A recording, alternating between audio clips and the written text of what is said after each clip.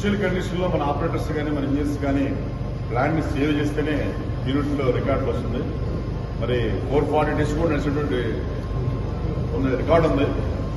మరి మనం ఈ రోజుల్లో పోలీస్ ఇష్యూస్ కానీ, టెక్నికల్ ఇష్యూస్ కానీ, యాడ్ ఇష్యూస్ కానీ చాలా కంప్లైంట్స్ పాత రోజుల్లో కాదు, చాలా కంప్లైంట్స్ ఫేస్ చేస్తున్నాము. ఆ కంప్లైంట్ ఫేస్ చేస్తూ యూనిట్ ని స్టేబుల్ గా రన్ చేయడం 100 డేస్ అంటే ఈ రోజు చాలా గొప్ప.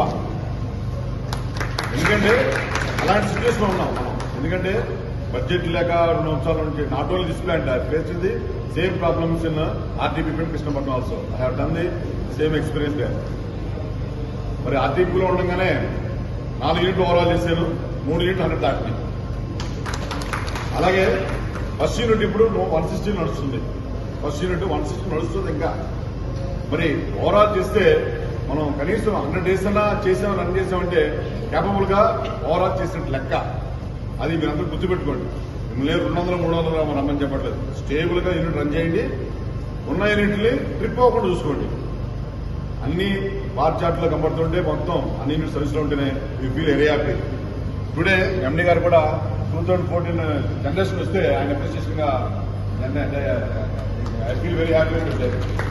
2014 కానీ మన జనరేషన్ 246 ఉంది, 250 వస్తుంది. మళ్ళీ అప్పట్లో వస్తుంది 2000 మెగావాట్లు ఎక్కువ ఎక్స్ట్రాగా మనం ఐ మీన్ ఈటీపీస్ ఇస్తే they feel very happy. Nobody comment. అది గుర్తుపెట్టుకోండి.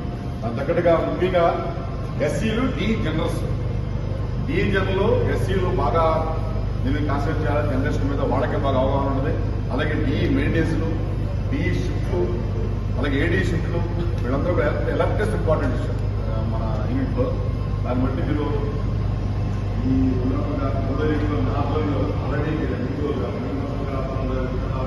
అలాగే మనకి అశోక్ కుమార్ వచ్చిన తర్వాత నా కెరీర్ నేను జాయిన్ అయిన తర్వాత కూడా నేను జాయిన్ అయిన సెకండ్ చేశారు.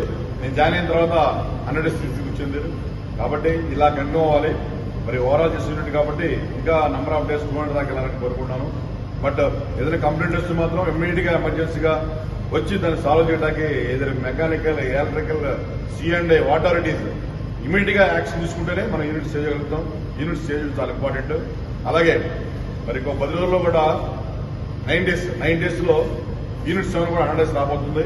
ఇంకో 2 రోజుల్లో 2 యూనిట్లు 250 రాబోతున్నాయి. 2 డేస్ గ్యాప్ 2 యూనిట్లు 250 దాటుతాయి. అలాగే ఈ యూనిట్ వల్ల మనం కొంచెం ఇబ్బంది పడుతున్నాం మన PLF లో. దాన్ని ఎట్టి పరిస్థితుల్లో దాన్ని జులై కల్లా 70% వచ్చేలా చూస్తాం, ప్లాన్ చేస్తున్నాం. అది మనకి రేయా సిస్టమ్ అప్గ్రేడ్ చేస్తున్నాము. ట్రిప్ డే కొంచెం ఇంప్రూవ్ అవుతుంది. అది కనుక సక్సెస్ అయితే యూనిట్ 650 700 వెళ్తే డెఫినెట్ గా మన టోటల్ PLF 80% దాటుతుంది ఈ సంవత్సరం.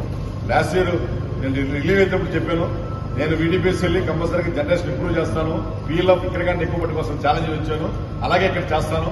అక్కడ 70% ఉంటే ఇక్కడ మనకి 69% ఉన్నప్పుడు మరి ఈ సంవత్సరం 88 మెగావాట్స్ కంపల్సరీగా ఇంప్రూవ్ చేసి ఈ O&M యాడ్ చేస్తే డెఫినెట్ గా మనం 80% PLF కి 2025 లో చేసి నేను రిటైర్డ్ అవుతాను. Thank you. ఓకే.